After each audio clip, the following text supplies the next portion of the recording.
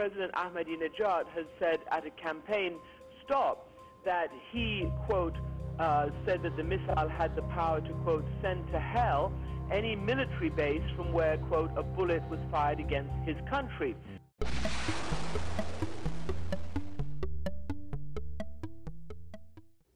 In its November report, the International Atomic Energy Agency, the United Nations independent nuclear watchdog, concluded that the Islamic Republic of Iran is engaged in activities, quote, highly relevant to a nuclear weapons program.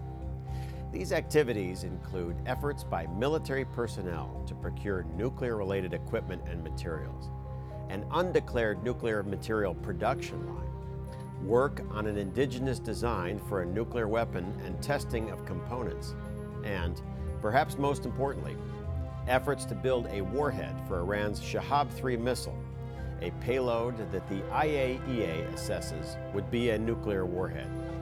So far, Iran has transferred every kind of weapon it has to their terrorist organizations, Hezbollah and Hamas.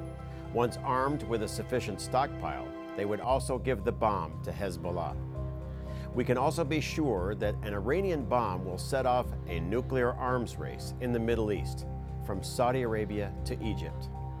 To stop Iran and to get it to comply with its own signature on the Nuclear Non-Proliferation Treaty, the United States and our allies should move quickly to collapse the central bank of Iran and bring down the Iranian currency.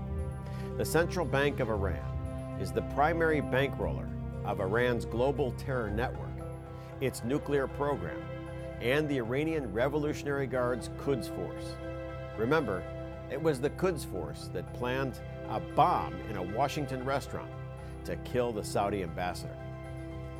Despite these partisan times, 92 senators, Republicans and Democrats, signed the Kirk-Schumer letter urging President Obama to impose crippling sanctions on Iran's central bank. In coming days, we will move forward with legislation to do just that. As the IAEA report reveals, time is not on our side. We must act now to limit the danger of Iran. If we do not, our children will face a far more dangerous 21st century.